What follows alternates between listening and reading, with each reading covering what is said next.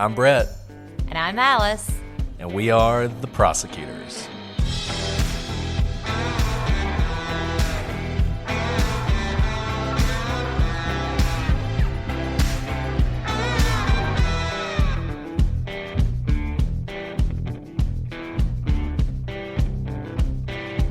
Today on The Prosecutors, we conclude, for real this time, our investigation into the murders of Laci and Conner Peterson.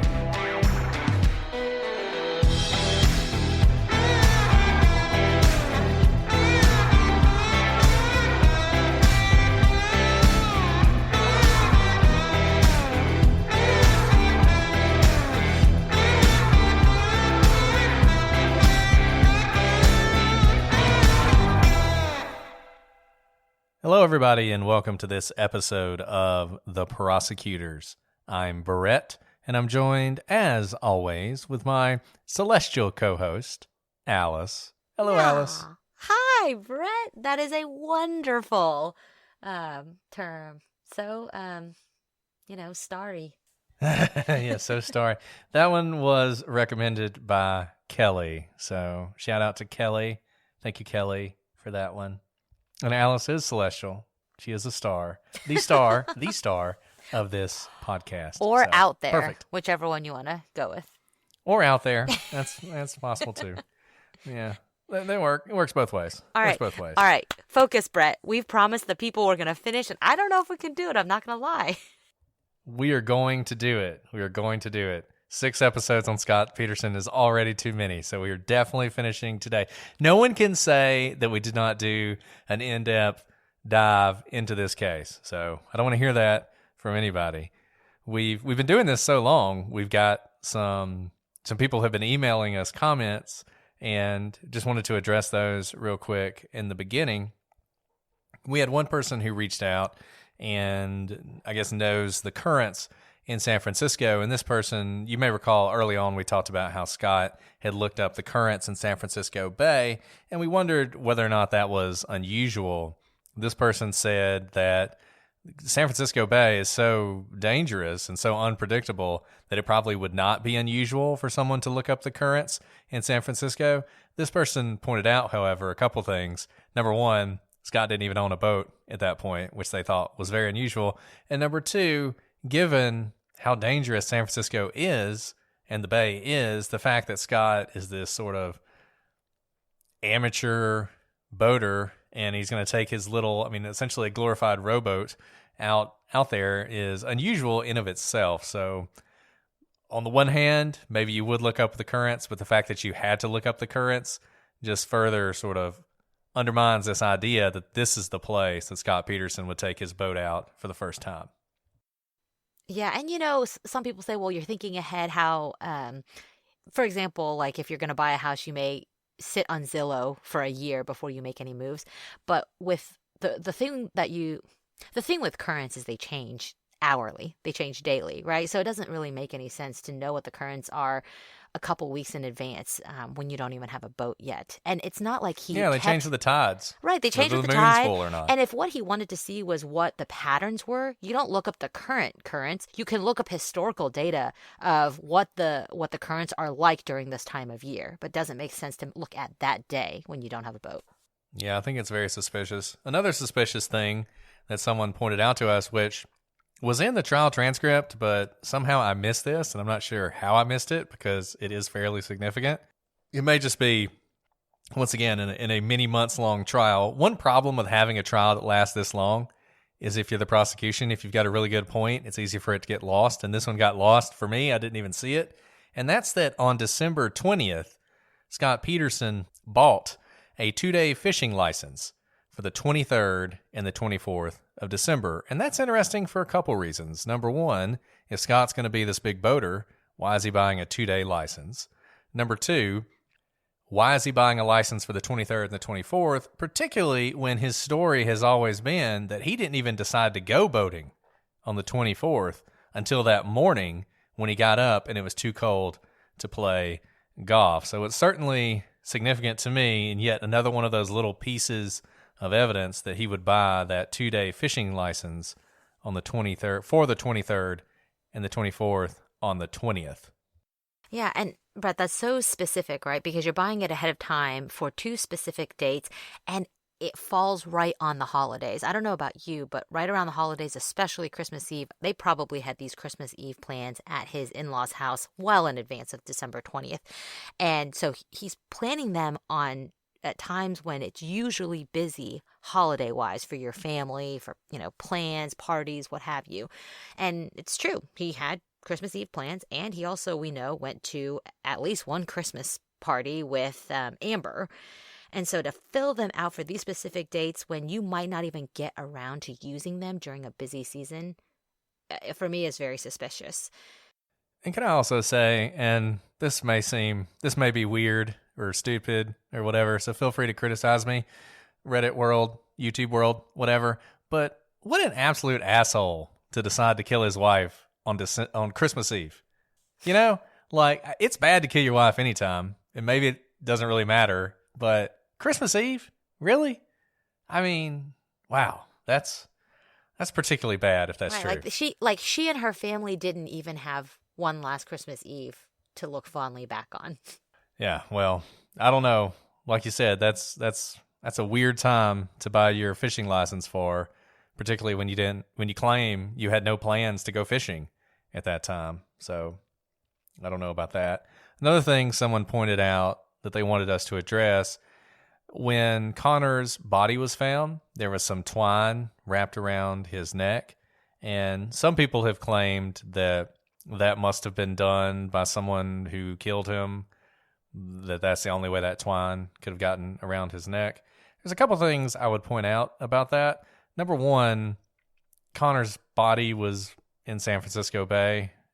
To me, it's not unusual at all that detritus would be found wrapped around his neck. Number two, one of two things happened. Either it's detritus from the bay or someone wrapped twine around his neck, I guess, to strangle him to death. You got to decide which one you believe. We've already talked about the fact that it seems pretty clear from the autopsy that Conner was never born. Conner, whoever killed Laci, whether it was Scott or somebody else, Conner was in Laci's body until she decayed to a point where Conner could actually leave her body through the upper part of her body, through essentially her chest cavity. In order for him to have been murdered by someone with twine, he would have had to have been born, and there's no evidence he was ever born. And moreover, I don't really understand the point of strangling a newborn baby to death. It's a newborn baby. He won't survive. He won't survive very long. Yeah, he's not going to survive. So I don't even know why you would do that. In the grand scheme of things, I don't find this twine to be particularly important either way, whether if Scott did it or whether someone else did it. Right. Yeah, a couple notes with that, Brett. I know there's some argument among the parties about the gestational age of the baby, but let's assume, that it was around the 24th.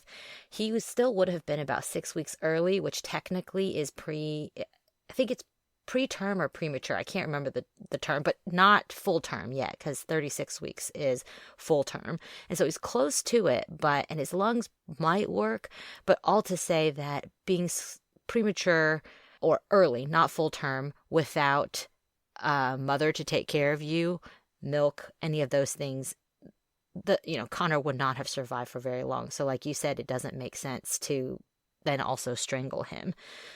It sounds like there's things in the water and things get caught, and that's likely what happened. But it seems to be one of those red herring facts that people get hung up on and go down a rabbit hole that I don't think is necessarily helpful. Yeah, one of the things we talked about very early on in this podcast when we were going through our sort of rules that we use when we're looking at these cases is you can never explain everything.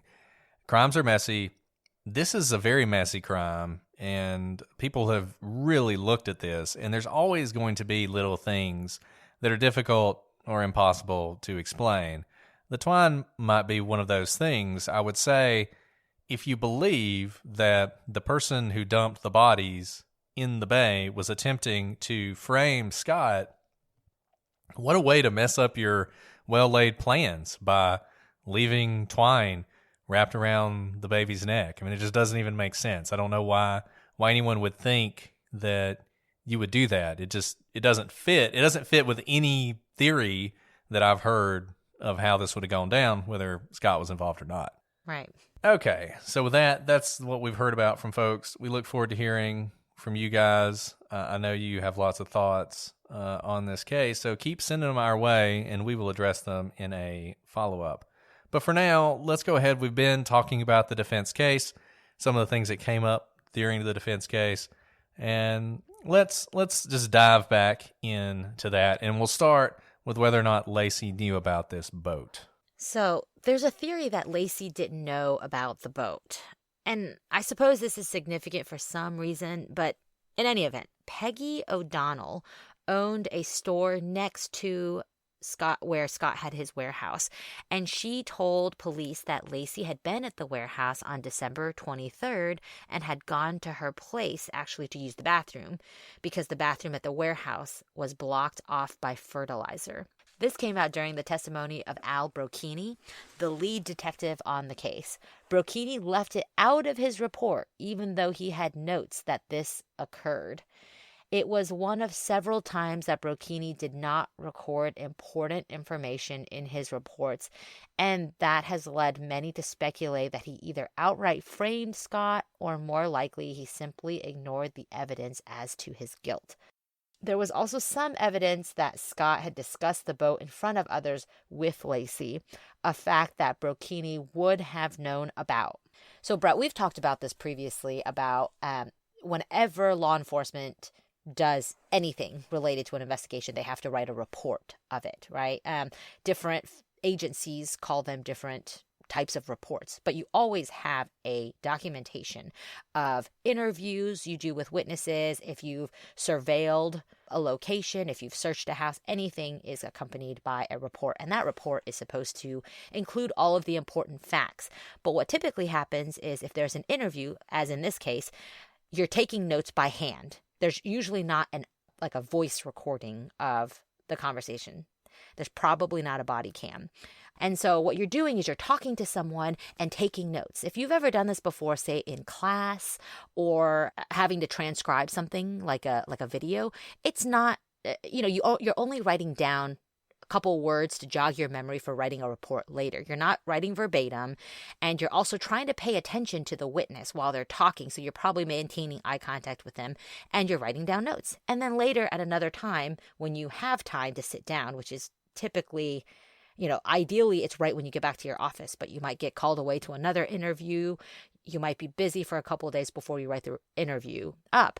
You look at your notes and you try to recreate that interview in your report as best as possible. Sometimes things are left out inadvertently because we are all faulty. That's okay and understandable as a human, but it causes problems when you go to court and you testify and something very important that was supposed to be in the report is left out when you are testifying now later, and your report that was written closer in time leaves out an important fact that could help out, say, the defense. I know there's a lot of suspicion around Brocchini because he left these details out.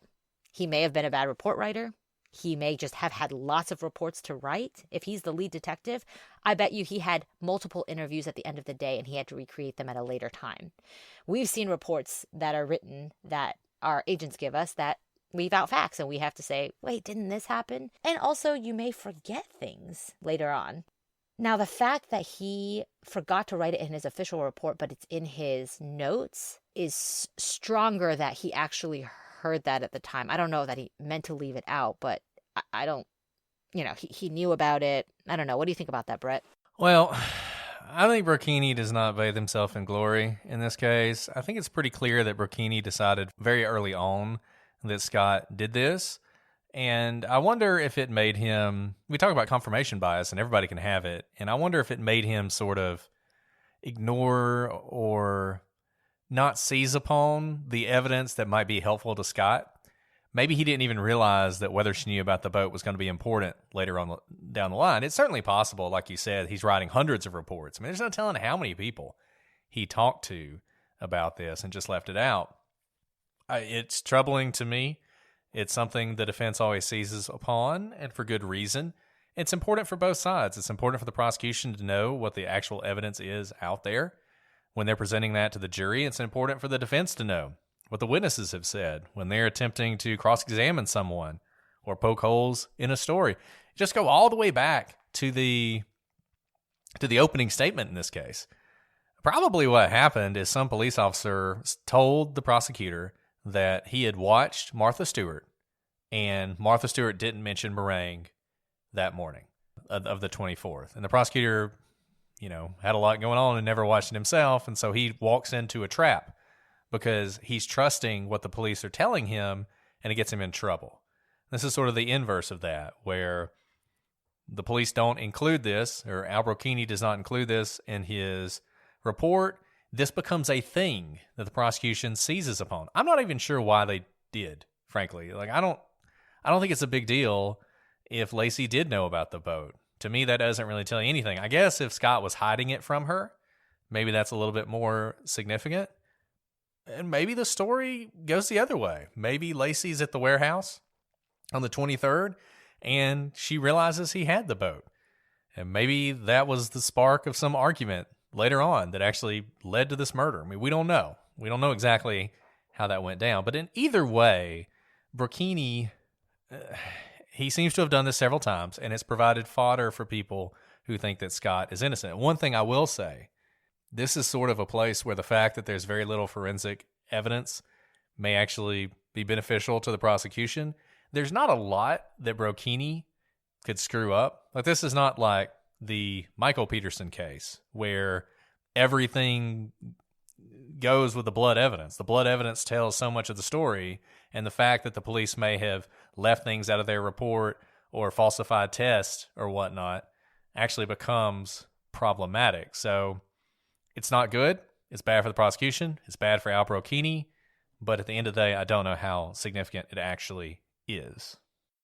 Speaking of the boat, and we mentioned this last time about this experiment that the defense did with a boat where they attempted to throw a weighted dummy weighing essentially the same amount as Laci plus the concrete cement weights into the bay, and all the trouble that they had with that. And we sort of made fun of them and how, they said the guy who was trying to do it almost drowned and all this other stuff. Well, they conducted this experiment and they attempted to introduce it during their case to prove, or at least cast doubt on Scott's ability to have disposed of Laci's body that way. And this actually became a fight. It's something called motions in limine, which you file before trial. We've talked about this before. It's essentially you're going to limit what evidence comes in. And so you're filing this at the beginning of trial to have that fight before the trial starts, outside the presence of the jury, let the judge decide. And the judge ultimately decided not to allow the defense to introduce this experiment once their case in chief started, or once their, the defense's case began. And the reason the judge wouldn't let them do that is he said that the experiment was not close enough to what actually would have happened. So the boat in particular was flawed. The center of gravity in the boat was much higher than in Scott's boat. And that essentially meant that it was much easier for that boat to become unstable and flip over than Scott's boat would have been. And the judge decided that it would have confused the jury to introduce evidence of a completely different boat and what would happen in a completely different boat than the one that Scott actually would have had. Right. And, the reason you have these legal fights outside of the presence of the jury is to not hold up the trial. We know that this trial ended up being very long, but it's so you don't have to stop over and over as you come up trying to present new evidence and having to bring the jury outside of their presence so that you can fight about it. And it could be a very long time. Now, what this would have been like if the judge had allowed this recreation that didn't really match the circumstances would be like the staircase, the Michael Peterson case, when the blood spatter expert in Michael Peterson's case, Devers, the one who ended up we found out after the fact was lying, how he had tried to recreate the same blood spatter by hitting a sponge with paint in it, as opposed to a human, and how we had said in that episode that all you can really tell from that recreation is that you can make that blood spatter pattern from a sponge. And here, by allowing it in, it's extremely prejudicial because what you see is a boat. No, none of the jurors know that this boat is not the same as Scott Peterson's boat, and they don't know that the weight, the center of gravity or weight, is different for this boat than another. All they see is that it seems impossible to throw something over this boat. Exactly. And if you're going to use something as evidence, then it needs to be as close as possible to what actually happened. You can't put a finger on the scale. That's the whole point. You're not trying to confuse the jury. You're trying to enlighten them. And the rules of evidence just don't permit you to do that kind of thing. And I think that's a great analogy that Alice makes. We tend to, we're not supposed to. The rules apply equally to the defense as they do to the prosecution. But we tend to sort of cut the defense some slack on this kind of thing. Everybody's outraged when Dwayne Deaver does what he does. But then when the defense tries to do something like this, people are like, oh, you should let it in. But at the end of the day, it does the same kind of damage. It's evidence that isn't actually probative of what happened that day. It doesn't tell you anything that some other boat, it's almost impossible to throw a body out of. That wasn't the boat that Scott had. And it was a calculated risk Garagos made. I think he certainly knew it wasn't the same kind of boat. I think he probably assumed it would be easier for that boat to fill up with water when they were trying to do this. And if he could get it in, great. So it was a calculated risk. It failed for him. He actually tried to get it in later because later on the jury actually kind of climbed around in Scott's boat and rocked it and tried to figure out how stable it was. And he tried to say that since that happened, he should get to introduce his experiment. But the judge said no, he wouldn't let him do that. But that's essentially why, at the end of the day, that didn't come in. And it's one of those things, if you watch the documentary, you would never know that. Right. And Brett, one other thing that I think may have factored into the judge's decision, I think the decision stands on its own that the boat and the center of gravity of that boat is not representative of what actually is the prosecution's theory here. But I think the other thing that may have factored for the judge is the fact that they have an actor. And that actor, if you've watched the documentary, he's flailing in the water, and over it you hear he nearly drowned. And maybe he did. They tied weights to him to make him heavier. And he looks like he's struggling. He looks like he can barely take care of himself, much less throw something else overboard. And that amount of theatrics, I can imagine the judge saying, nah, that's going to confuse the jury and sway them too much without it being based on evidence. Yeah, exactly. It was, when you watch it, it's so obviously theatrical. I mean, it's not useful for anything. So I don't think it was a big loss that the judge didn't keep it or didn't allow it to come in, but that hasn't stopped it from being one of those things that people point to as a reason that Scott did not get a fair trial. Right. Another thing the defense focused on a lot was a burglary that occurred across the street from the Petersons' home. And you can understand why. Essentially, you've put some unsavory characters in the neighborhood around when Laci went missing. And one of the theories is that they are actually responsible for Laci going missing. She's walking the dog. Maybe she confronts them. They panic. They grab her. They throw her in the back of the van and take off. That's one sort of theory of what happened. There is some confusion about this and when exactly this burglary happened. According to the police decided that this happened on the 26th. The reporters who reported on the Peterson case have always disputed this because they were already on the scene by the 26th. And they say, look, if somebody was robbing the house across the street, we would have noticed. Moreover, there was a witness who testified that on Christmas Eve morning at around 11:40 a.m., this witness named Diane Jackson saw a suspicious vehicle, a van, parked across the street. Now, the people who committed this burglary have been identified. The police found them. They arrested them. They were charged. Obviously, they didn't admit to kidnapping and killing Laci, though how significant that is, I'm not sure. Here's the thing. The neighbor who lived in this home testified at trial that she left her house at 10:33 on December 24th. And the house had been burglarized when she returned on the 26th. So we know that this burglary, whenever it happened sometime between 10:33 on December 24th and December 26th. That's significant because whether the burglary happened on the 24th, the 25th, or the 26th, it happened after the neighbor found Mackenzie outside wandering around with his leash on. Yeah, I mean that's a great point about the timeline, Brett, that you make. Something happened before 10:30 to Laci. And so again, this is one of those facts that it's very suspicious. It seems very suspicious that there is a burglary and maybe the reports are somewhat wrong, but here's the thing. These guys were caught like you mentioned. Laci was murdered and there likely would be DNA left behind if these guys had murdered her. And they probably didn't just dump her into the bay while she was alive. And if that's the case, they have probable cause to search anything. They probably ran all the tests. They probably, if they were able to find any DNA from Laci in on these men in their car, I think they would have been able to trace it. But they had it all at their fingertips, and they didn't find anything. They didn't have anything that could tie these guys to Laci. Yeah, and these guys were arrested on January 2nd. So you have to believe that they kidnapped her on the 24th. I mean, I don't know, did something with her at that point. Between the 24th and the 2nd, there was no evidence that they had her.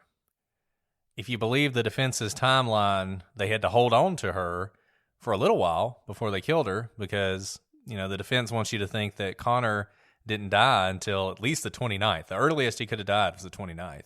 So they would have had to have killed Conner sometime between the 29th and the 2nd and disposed of Laci's body. And they would have had to have taken the extreme risk of dumping that body in the San Francisco Bay, knowing how much attention was on that bay in an attempt to frame Scott.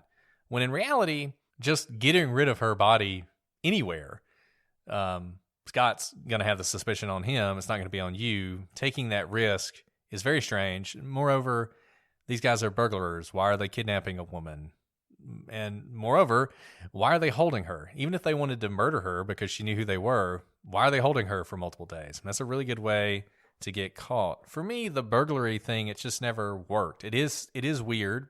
It's a coincidence, and there are plenty of people who don't believe in coincidences. So if a burglary is happening near where someone is kidnapped or murdered, then they must have had something to do with it. Brett, sorry to cut in, but on the coincidence front, we probably know this from Home Alone, the movie, but the holidays, especially like the Christmas holidays, is a very popular time for burglars to strike homes because people are often traveling. They have a lot of things in their houses, right? There's either presents, things are unguarded. It's the holiday season. Everyone feels great. They're rushing to the airport. They may not be thinking about locking every window and every door. So the holidays are actually the prime time for burglaries to happen. Just a note to all of you, if you ever leave during the holidays, people are casing, trying to see when people are loading their suitcases into the trunks the night before, the early mornings, and they watch them drive off, and they know that everyone who lives in that house has left. That's very, very common. So while it is a coincidence, if this house were burglarized on the 24th or 25th or 26th, that's the holidays. A lot of people are traveling. The fact that a burglary happens on one of those days actually is not that surprising.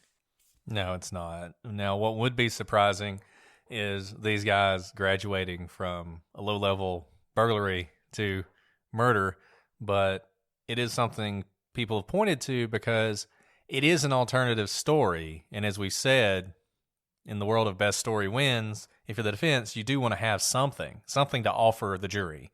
Some like, hey, it could have happened this way. This is how it could have gone down. There were some burglars around. They could have done it. That's reasonable doubt, right? That's not unreasonable to think. And I think that's why Geragos focused on it and people have focused on it since then. But unfortunately, there's about as much evidence. Well, there's far less evidence against the burglars than there is against Scott. And between the rando burglars and the husband,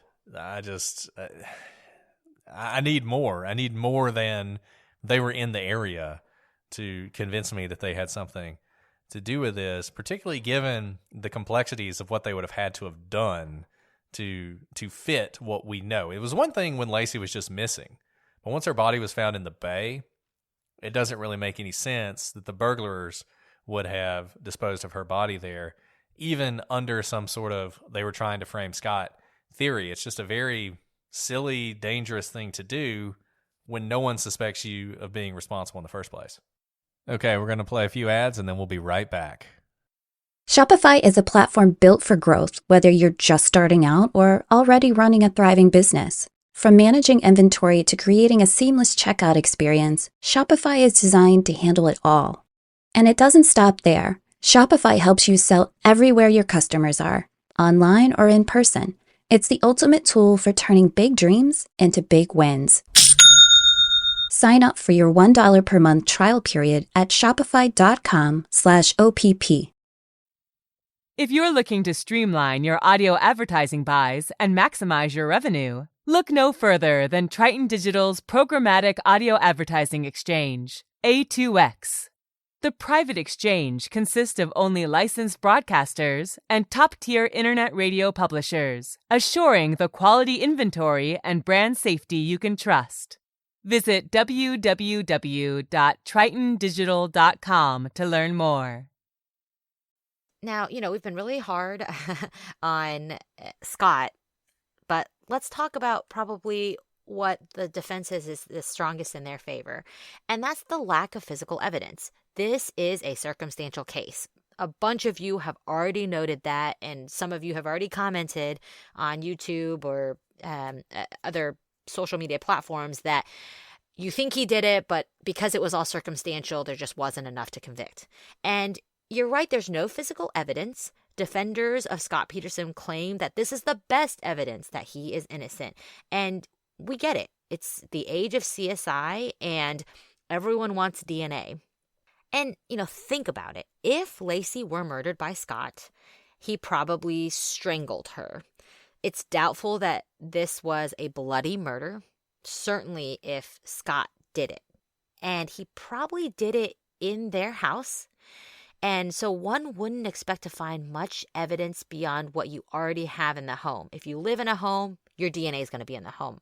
I don't know about you, Brett, but my hair is all over my house, no matter how much I vacuum, because it's just what happens. I guess hair falls out a lot. And so it wouldn't be surprising to find Laci's hair around her own home. She lives there. It wouldn't be strange even to have drops of blood because maybe she cut her hand cooking. Now, it is interesting that there's not more evidence in the boat. Other than a hair and some pliers that matches Laci's, there's really nothing else. So all to say that if Scott murdered Laci, it was probably by strangulation in their house. Strangulation, you're not going to get blood. You're not going to get much of a struggle if you surprise someone. Even less so if, say, they're sleeping and they are defenseless when you come upon them. So you're not going to have cuts, you're not going to have blood, and you're already going to have your own DNA in your own house. So nothing suspect there. But the boat thing is strange unless you have wrapped the body up well, say in a tarp, and nothing could escape the wrapping to get onto the boat.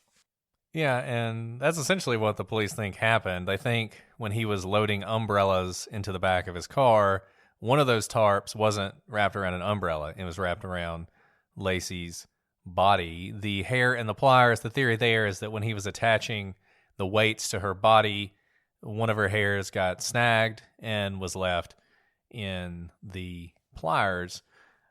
But it is weird that there's not more physical evidence in the boat or in the truck. There was dog tracking that was a part of this case, and there was testimony from a dog handler that there was a hit on Laci at the marina in the San Francisco Bay Area. The defense countered with their own dog expert who said there was no hit and really attempted to undermine that dog and its trainer and pointed to sort of the error rate for that dog, which, frankly, dog's great, love dogs. Everybody loves dogs. They make a lot of mistakes. They really do. So that is not that surprising that you can point to that. I certainly wouldn't convict someone on the basis of dog scent evidence. But yeah, I mean, look, it's true. There's not much physical evidence. If you require physical evidence to convict Scott, you don't have it. We've talked about this already. This is a circumstantial case. It really is about the totality of the circumstances surrounding Laci's disappearance. Someone murdered her and dumped her body in the bay. Was it Scott or was it someone else? That's the question. And the answer to that is dependent, I guess, on how strong you think all the circumstantial evidence surrounding Scott is. Now, the bay itself was something that the defense brought up. They pointed out that the police thought Scott did this. They thought he dumped her in the bay, and they spent a lot of time looking in that bay for Laci. They searched it multiple times, and the fact that they did not find her has led some people to speculate that she was never there, at least not when they were doing the searches. Now, to take you back to the burglars real quick, if the burglars did it and dumped her body in the bay sometime before they all got arrested, her body would have had to have been there when the police were looking for it. Fact is, whether Scott dumped her there, the burglars dumped her there, or somebody else dumped her there, not that surprising that they didn't find her. At trial, divers testified about the difficulty of this search, that visibility was incredibly bad in the bay. At one point, they had a sonar they were using. It was 12 foot long. It's a huge, like, torpedo-looking thing, and they lost it in 7 feet of water, and they couldn't find it. Even though they knew exactly where it was when they lost it, they still could not find this thing in the water because they just couldn't see it. So the fact they couldn't find Laci isn't that surprising. And Brett, that goes to the point of needing to look up the currents. The comment that someone left us that you have to know the currents here because it's a really difficult body of water to navigate. This makes sense. I mean, look how difficult it was for these professional divers who are used to these conditions. Yeah, exactly. And that was testified to multiple times. That's the thing. It's a really interesting thing when I think about this documentary that we watched and the actual trial is how everything that is mentioned in the documentary is actually addressed in the trial. And the documentary, in so many ways, is incredibly misleading and it makes you think that all this stuff was just out there and the jury never heard it. And it's really not true. All right, the next point. The mailman and the dog. If you've seen the documentary, you know that in the final episode, there's this dramatic moment where the defense lays out that a mailman who they claim was never heard from. This is presented as upsetting the timeline because as it is presented, the mailman was around after the neighbor supposedly collected Mackenzie and the gate was still open and the dog was not barking at the mailman. And the mailman said that they would note this because Mackenzie always barked at the mailman. Now, let me quote from the documentary so as not to misrepresent how the documentary presents this. Janie Peterson tells us every once a while the scanner would catch 2 pages. What you had was this little stack of 10 pages that got handed over separately. It was kind of like, oops, we missed these 10. Those 10 pages never got added to the major index of the entirety of Scott's discovery, and it wasn't until our appellate attorneys were basically going through boxes, paper by paper by paper, that they came across these handwritten notes from the mailman. Then Cliff Gardner, Peterson's attorney, says, quote, so all the pieces start to line up. The problem, of course, is that the jury never heard from Russell Graybill and how Mackenzie did not bark. So like Brett just said, the documentary left out a lot and asked questions that were answered in trial. Here's the problem. I have no idea what they're talking about. Russell Graybill absolutely testified. You can read the transcript for yourself, or you can read one of the several articles about it. Here's what the East Bay Times said about Graybill's testimony at the time. Quote, prosecutors also continued calling witnesses who could help them construct for the jury their timeline of events that Christmas Eve morning. Postman Russell Graybill said he delivered the Petersons' mail that day at around 10:35 a.m. Graybill, who said he has intimate knowledge of the neighborhood's dogs, said Peterson's golden retriever, Mackenzie, did not bark as he usually does. Peterson said he left home at 9:30 a.m. to go fishing, and Laci planned to walk Mackenzie and do chores. Prosecutors said Peterson's cell phone records placed him near home at 10:08 a.m., and Karen Service, Peterson's neighbor, testified that she found Mackenzie at 10:18 a.m. alone on the street, a soiled leash still on, end quote. But the postman also testified that when Mackenzie barked, he stood in the yard and did so, and the owner would often come outside and put him back in the backyard and close the gate. But the dog would only come out and bark when the gate was open. So it's entirely consistent with the testimony of Karen Service that if Mackenzie was inside the backyard with the gate closed, he would not necessarily bark at the mailman. Moreover, the mailman said that Mackenzie was always in the yard. He never went into the street. When Karen found Mackenzie, she didn't find him in the yard. She found him in the street. And this is why you have to be so careful about these documentaries. What you were told about this mailman in the documentary is completely incorrect. It's honestly hard to imagine it being more untrue than it is.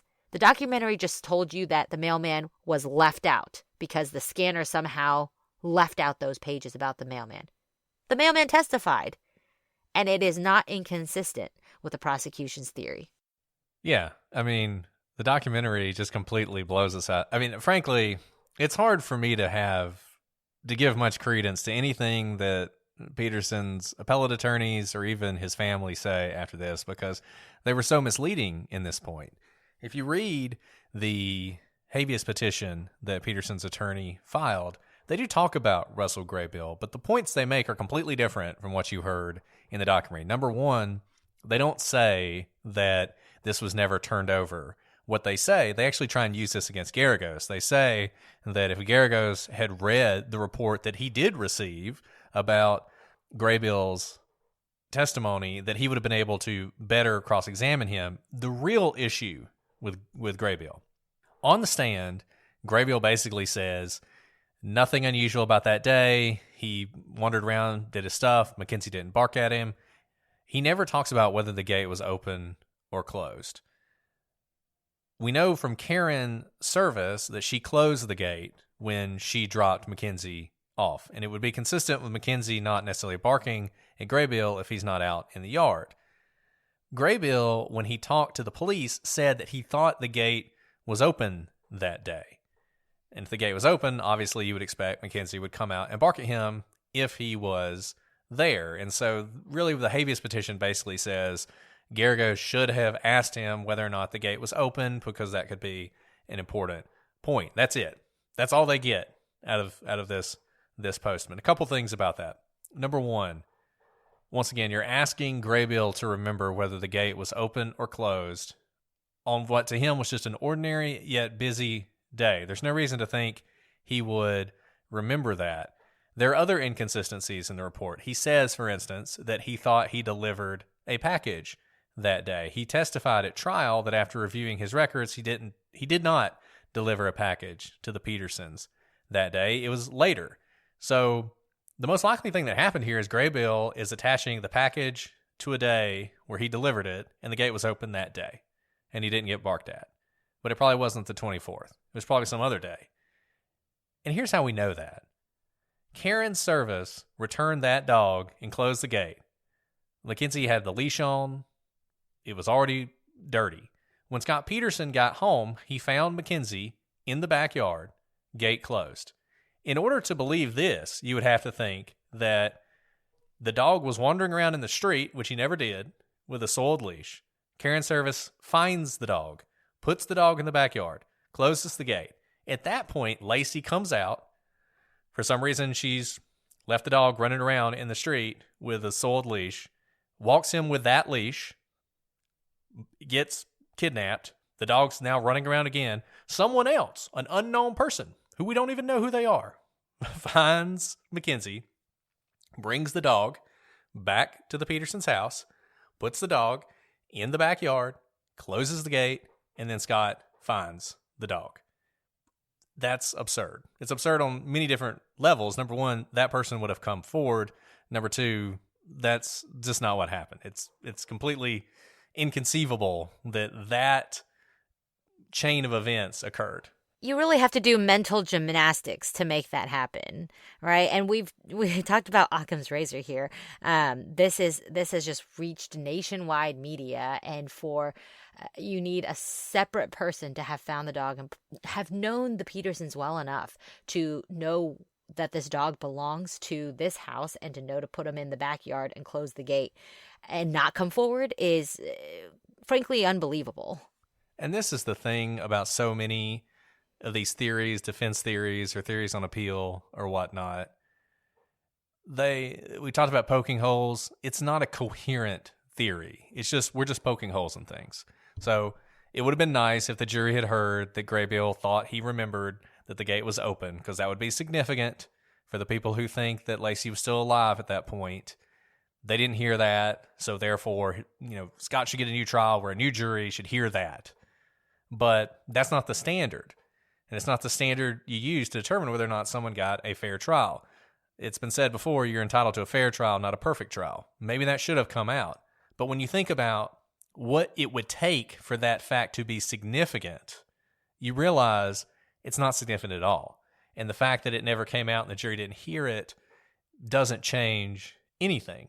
And it is certainly not the case, as you are misled to believe by the documentary, that Graybill is this mysterious witness who never testified at all. He did testify.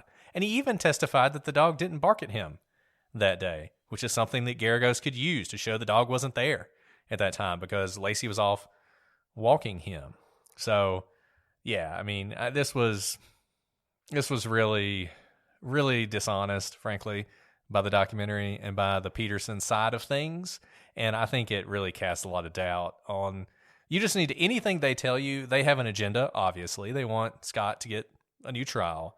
You just really need to take anything you hear from that side with a grain of salt. Right. There's shading to your best light, and then there's just kind of outright dishonesty, and this was of that flavor.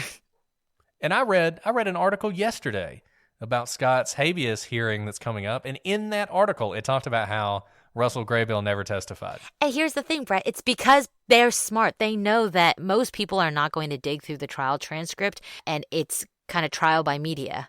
And Scott was tried by the media. We've talked about this before he had his actual trial.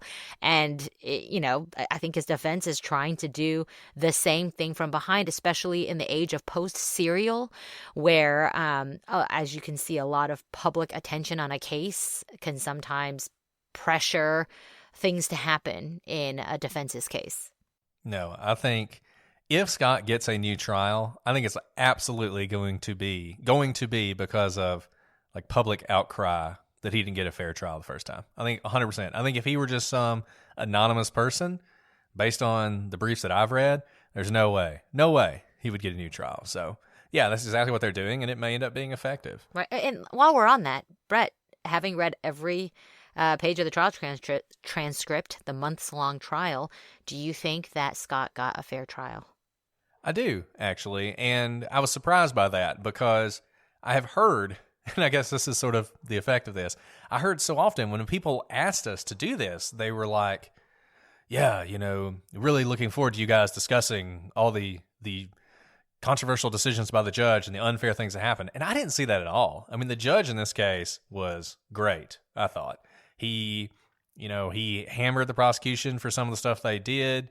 He excluded some evidence from them because they didn't turn it over promptly to the defense. He kept the defense from putting in some of their crazy stuff that they wanted to put in. He did not allow cameras in the courtroom. He did not let this turn into a circus.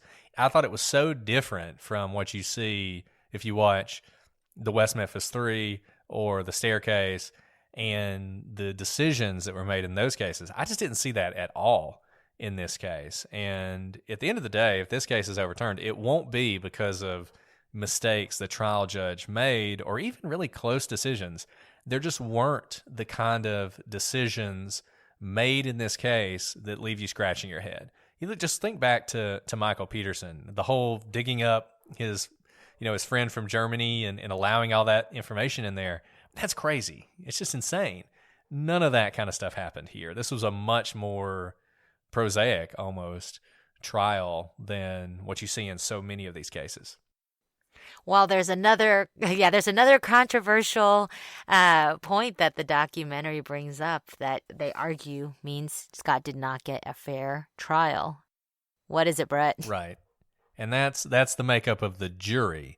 And if you look at the habeas petition, claim number 1 is related to a juror named Rochelle Nice. You probably know her better as Strawberry Shortcake. She was controversial because she was so passionate after the verdict was delivered that Scott was guilty. Now, let me say this. I don't have any problem with that. I don't have any problem with the passion after the verdict. Remember, these people just spent months listening to testimony and then decided beyond a reasonable doubt that Scott had murdered his wife and his unborn child. I have no problem with her being passionate about that or being angry at Scott or being happy that justice is done. I think that was also something that was way overdone in the documentary. I don't know why those people shouldn't have felt that way once they decided he was guilty. It'd be one thing if they felt that way beforehand, and that's essentially what Scott's attorneys are trying to do now, is say that Miss Nice was biased from the start, and in fact that she lied on her juror questionnaire when she said she had never been involved in a criminal case before. In fact, she had filed a lawsuit against a boyfriend's ex-girlfriend while she, Miss Nice, was 6 months pregnant. She eventually received a restraining order.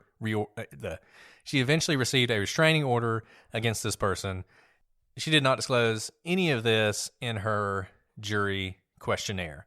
Now, the standard in California for whether or not that would be sufficient, and we'll talk a little bit more about that because it's more complicated than what I just made it out to be. But the standard is, and I'll read it to you. This is from a California Supreme Court case. Still, whether an individual verdict must be overturned for jury misconduct or irregularity is resolved by reference to the substantial likelihood test, an objective standard. Any presumption of prejudice is rebutted, and the verdict will not be disturbed if the entire record in the particular case, including the nature of the misconduct or other event and the surrounding circumstances, indicate there is no reasonable probability of prejudice, i.e., no substantial likelihood that one or more jurors were actually biased against the defendant. So, in short, even if she lied on her jury questionnaire, unless you can show that she herself was actually biased against Scott Peterson, that's not enough. It's not enough to show that she lied. That's the first thing. The second thing, it's not clear that she did lie. The jury questionnaire was not well written. It asked about a criminal case and whether you've ever been involved in a criminal case, and she did not actually view this, the whole restraining order thing, as a civil case. And so there's some confusion about whether or not she was actually lying, whether she understood that question correctly, and she has signed an affidavit in this habeas action basically saying that was not how she understood the question. So the first hurdle they got to overcome is show that she lied. And the second hurdle they have to overcome is if she lied, they have to show that there was actual prejudice against Scott Peterson, that it actually affected Scott's trial. Right. And, having worked on helping victims of domestic abuse and violence get restraining orders when I was in law school, I can vouch it is a civil action that you file. And so it's almost administrative. It's like a form that many courts just have you fill out, almost like an Mad Lib sort of form. And there's a showing you have to make, but it's not the same thing as being arrested. There's no arrest made because it's civil. You don't have to go serve anyone. Obviously, you're getting the restraining order on someone. They receive notice of it. So I can understand that you may not think a civil restraining order is the same as being involved in a criminal case. Right. And I think it's a steep hill for Peterson to climb. Like I said, it's claim number 1 in their petition, and usually you put your strongest claim first. So if he ends up getting a new trial, I think this would be the thing that would do it, the juror misconduct angle. I don't think that will succeed, but I'll be interested to see how that goes.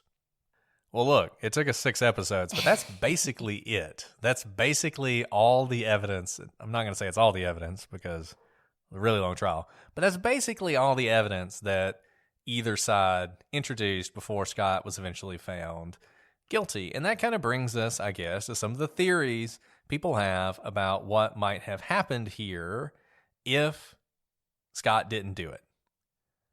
And the first one we've kind of already discussed, and that's that the burglars did it. So there are people who believe this. I think it's a fairly popular view. Like we said, some people don't believe in coincidences, and holidays or not, there was a burglary going on right next to the house, so they must have done it.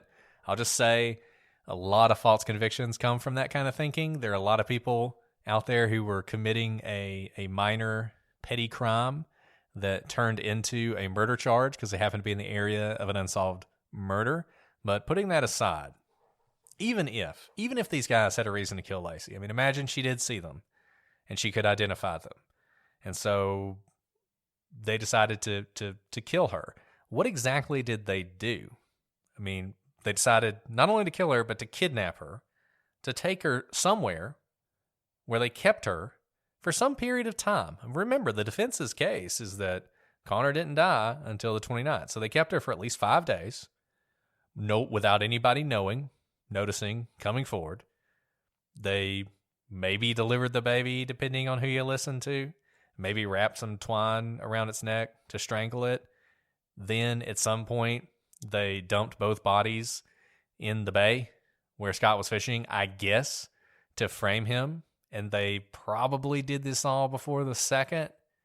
It doesn't make any sense. It's impossible to believe, really. And I'll tell you why it's impossible to believe. There were 4 people who were convicted of this burglary.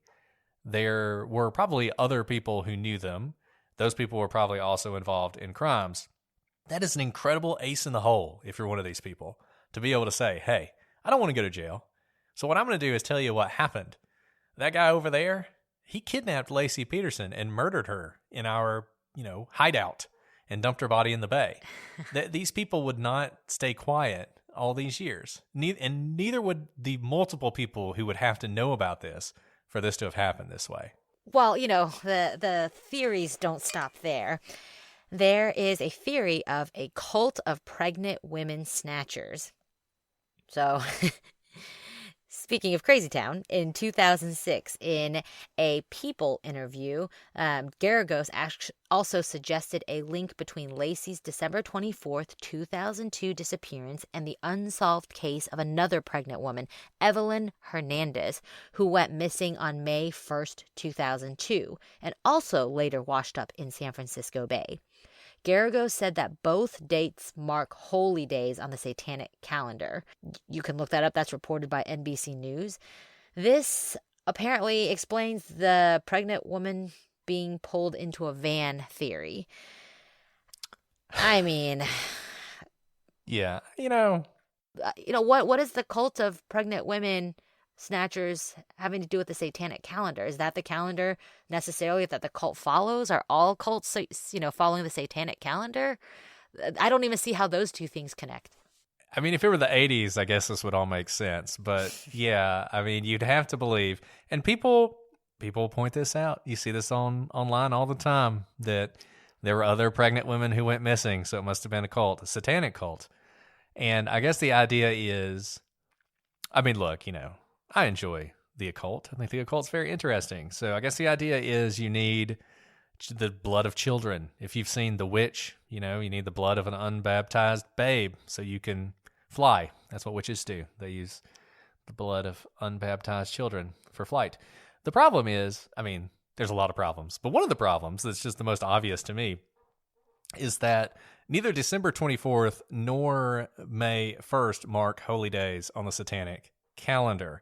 The December 21st is the Yuletide, the solstice. That would be one of the Sabbats of Wicca, or the satanic whatever whatever you want to call it. May 1st is closer because April 30th is the Beltane Valpurgis night, but you would want you need your baby before, because April 30th at midnight is when all the fun starts. So the fact that she went missing on May 1st doesn't actually do you any good. So I don't know where Garagos has been getting his satanic information, but I think he needs to buy a new book.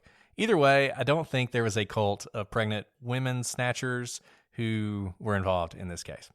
So we're kind of running out of the sexy theories, Brett. Yeah. I mean, This isn't that's the fun. last sexy This theory, isn't fun at all.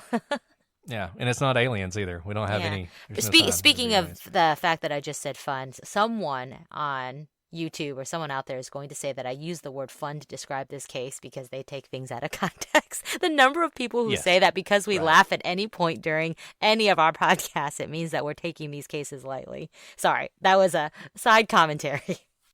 It's a constant source of annoyance. It really is. So if you're out there getting ready to write that comment, just know that I don't care if you ever listen to us again.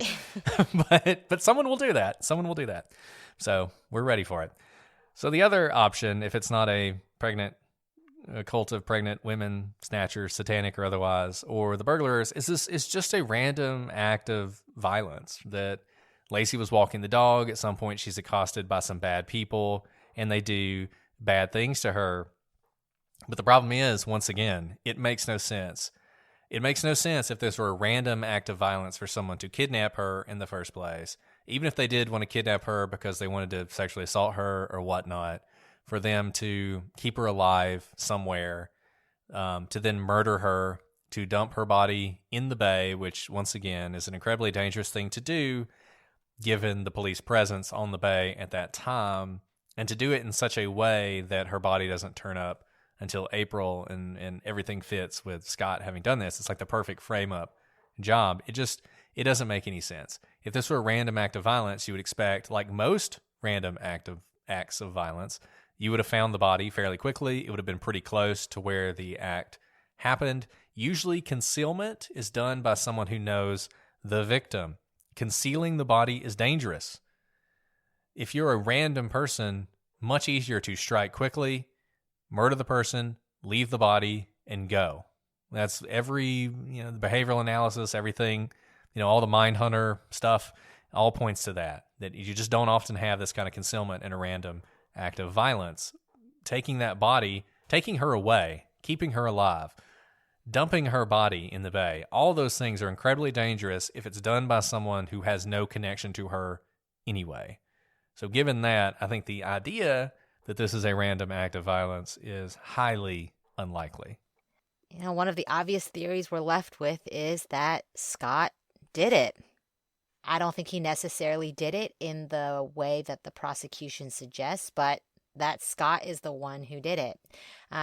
Initially, the investigation looked at Scott because he is the spouse, and the spouse is always suspect number one when someone disappears. They are the closest to them. They have most access.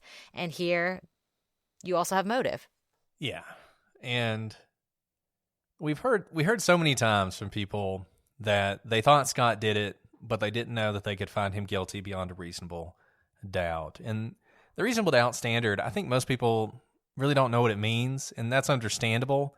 It's kind of legal gobbledygook. I mean, what does it mean, reasonable doubt? It doesn't mean, for instance, beyond a shadow of a doubt, which is what you hear sometimes. It doesn't mean no doubt. It doesn't mean you're absolutely 100% convinced that this is the way it had to have been and there's no other way it could have been. The way it's often put in trial is it's a level of doubt that if you were making the most important decision in your everyday life, that you would feel confident making that decision despite whatever residual doubt you might have. That's the way it's always described. If you feel that confident in the person's guilt, then you should find them to be guilty. And based on that standard, for me, I have no trouble saying that Scott is guilty of this crime. I have no trouble saying that he is guilty beyond a reasonable doubt. In fact, I just don't have much doubt at all that he's responsible for this. Like, it's even when I try and be unreasonable and think of some crazy theory that could account for what happened, as we've said, it's difficult for me to even do that. I think at the end of the day, Scott murdered Laci because he wanted to be free. I don't think it was so much that he was so in love with Amber and he just wanted to be with Amber. I think what he wanted to be free to do the kinds of things he did with Amber. He wanted to live that life. And I think at some point, Laci probably told him, we're having a baby. It's time to stop. You've had these affairs before. She knew about those affairs. She had forgiven him. But I think she'd given him an ultimatum. We're having a child. It's time to be serious. Possible she even found out about Amber and was angry about it. But I just think at the end of the day, Scott did not want this. People said, well, if he didn't want a baby, why was he with Amber, who already had a daughter? Because he was not going to be with Amber. He wasn't going to be with Amber for the rest of his life. He wasn't going to marry her. He was like sucking the emotional soul out of her. He was like an emotion vampire, right? He comes in, he makes her love him. He gets the thrill of the falling in love and all that wonderful stuff at the beginning of a relationship that feels so good. And then he was going to drop her and he was going to move on. And there wouldn't have been any kid holding him down. And I think, frankly, when he did this, he never thought that this would become a worldwide story. And who does, right? I mean, who walks into any situation and thinks, I'm going to be the center of a worldwide story soon? That's not how people look at anything. And they never think it's going to happen to them type thing. He never believed that. I think he thought he would kill her, he'd dump the body, they'd never find the body, he would have to endure some investigation, yes, but at some point that would pass and he'd be able to move on. Yeah, I think that's right, Brett. We haven't given the people what they want, which is what actually happened. And I don't think anyone knows that but Scott. But I agree with you. I think this is, there's so much in the trial record that supports this conviction. And circumstantial evidence, that's just, most cases are circumstantial, as we have said. That just means we don't have someone saying, I saw him strangle her or I saw him dump him into the bay. But I think that all of the circumstances were there that point to Scott doing it. I can't think of anyone else who could have done this. And it's really impossible to believe that all these things happened, that Scott did all these things and is not the person who killed Laci. That he bought the boat, that he looked up the charts, that he went out there that day, on the day she disappeared, where her body would be found, that he continuously went back there, that he was having the affair with Amber. It's just impossible to believe that he did all those things that all point to the fact that he killed her and he didn't kill her. It's just impossible to believe that. It's hard for me to imagine that anyone believes that. I mean, it's funny because somebody was watching our Michael Peterson video and they don't believe the owl theory, which is crazy. And we're going to follow up on that later because Alice and I had the experience of speaking to a raptor expert about this. So we'll talk about that in a follow-up. But anyways, they said, oh, he definitely did it, but you should look at this Scott Peterson case because in the Scott Peterson case, there's all sorts of doubt. And no, that's insane. The Michael Peterson case, if you want reasonable doubt, if you want to know what reasonable doubt is, it's Michael Peterson. There are reasons to think he killed his wife, and there are so many reasons to think he didn't. Like, that's reasonable doubt. This one is not. There is not reasonable doubt in this case. And I don't care how many times they try him. I think any jury who sat there and listened to that evidence is going to find him guilty in the end. Well, I think we've been pretty clear about what we think happened in this case. Yeah, I was reading somebody on Reddit who was talking about one thing they don't like about podcasts is when the podcasters share their views. So they would definitely not like our podcast. But then what's the point? I know, what's the point? We are open. We always want to hear from you guys. And I know there are people out there who probably think that he's innocent and are outraged that we would say otherwise. So if there are things you want to point to us, we want to read them. Shoot us an email at prosecutorspod@gmail.com. Comment on Twitter @prosecutorspod. You can also find us @prosecutorspod on Instagram and Facebook. Check us out on YouTube. Leave a comment there. Leave a comment on our website, prosecutorspodcast.com. We don't delete these comments. If you want to leave a comment and lay out your view about why this went down the way you think it went down, we'd love to see it and love to address it in a future follow-up. For those of you who hate ads, check us out on Patreon. If you join us on Patreon, you'll get an ad-free version of the show. So definitely do that if you're interested in that. And guys, just keep the reviews coming. Keep letting us know what you think. We love it. We love to see all that stuff. It makes us happy. So please, please don't be strangers. And against all odds, Brett, we have finished the case today in a very long episode. Yes, it was a long episode. Thank you guys for holding out this long. We are on to a new case next week. I know you're all so excited. We will never have to talk about Scott Peterson again, except probably in a follow-up. So congratulations. We all made it through this together. I don't know how many 6-episode arcs we're going to have in the story. So if you're sick of Scott Peterson, we're sick of Scott Peterson too. So in any event, Alice, do you have anything else you want to add before we head out? That's it. Thank you guys for joining us for this ride. Yeah, thank you so much. And be back with us next week when we will have a new case, new questions, and new answers. But until then, I'm Brett. And I'm Alice. And we are the prosecutors.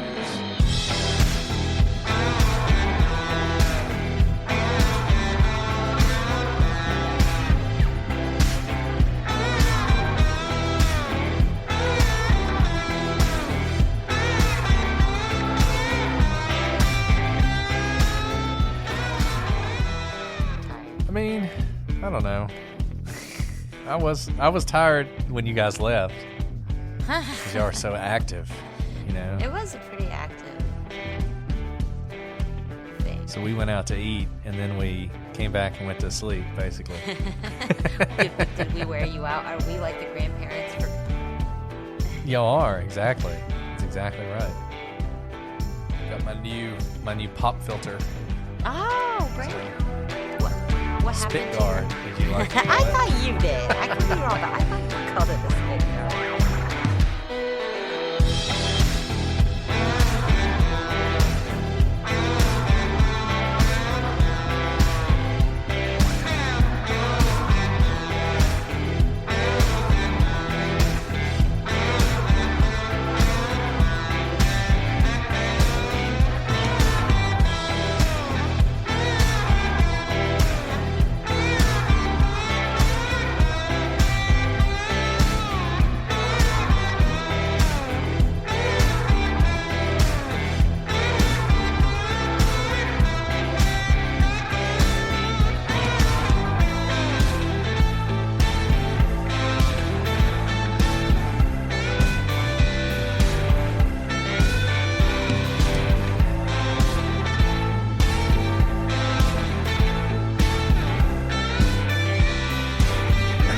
Always sound sleepy. Today you sound awake. Good job.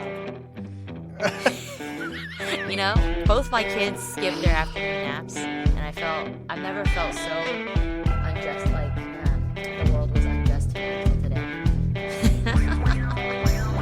It was tough. I'm not gonna lie, it was tough.